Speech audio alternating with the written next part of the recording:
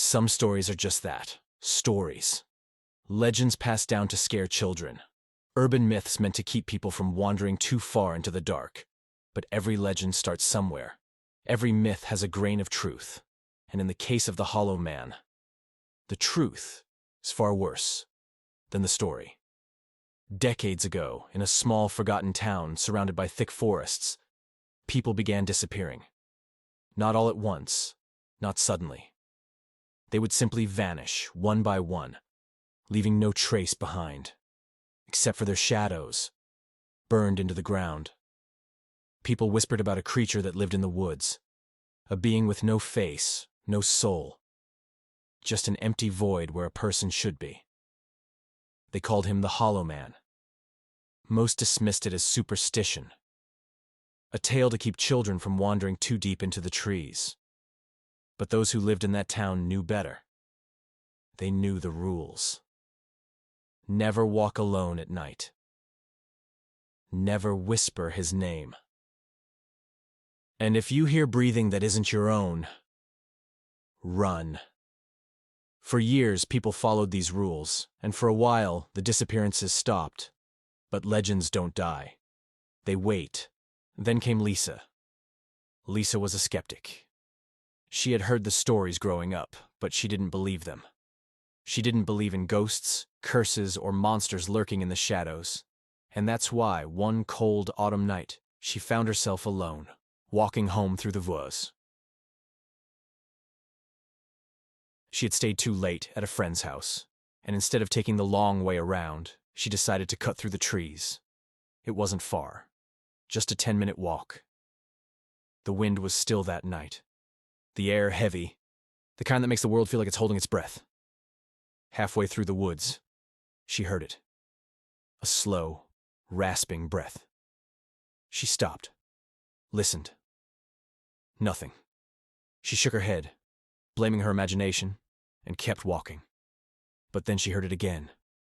Closer, this time. Right behind her. Lisa spun around, but there was nothing there. Just darkness. The trees stood tall and silent, their twisted branches stretching toward the sky. Her heart pounded, but she forced herself to laugh. "Get it together," she muttered. She started walking again, faster this time. The woods felt wrong, the silence too deep, as if even the animals were holding their breath. Then she saw it, a shadow on the path ahead. It shouldn't have been there. There was nothing to cast it. No trees, no person. Just darkness stretching across the ground. And as she stared, it began to move. Lisa turned and ran. Her footsteps pounded against the dirt path, her breath coming in sharp gasps. The sound of breathing followed her, deep, rasping, inhuman. She didn't dare look back. She could see the lights of the town through the trees just a little farther. Something grabbed her ankle. She hit the ground hard, dirt and leaves filling her mouth. She kicked, scrambled, pulled herself forward. But the moment she looked back, her scream died in her throat.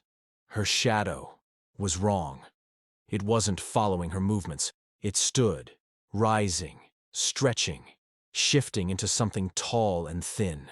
A figure with no face, no eyes, just a black void where a person should be. It reached for her. She felt her body grow cold, her vision tunneling. A whisper filled her ears, soft, gentle, like a lullaby. Shh. The world faded to black. By morning, Lisa was gone. All they found was her phone, lying in the dirt, and her shadow, burned into the path as if she had never left. The town grieved, but they did not search. They knew what had taken her. They knew the legend was real.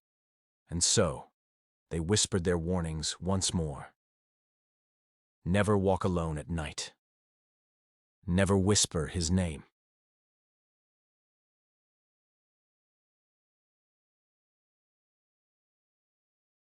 And if you hear breathing that isn't your own, run. The story may be over, but the nightmares are just beginning. If you dare, subscribe for more spine-chilling tales. And remember, they're always watching. See you in the dark.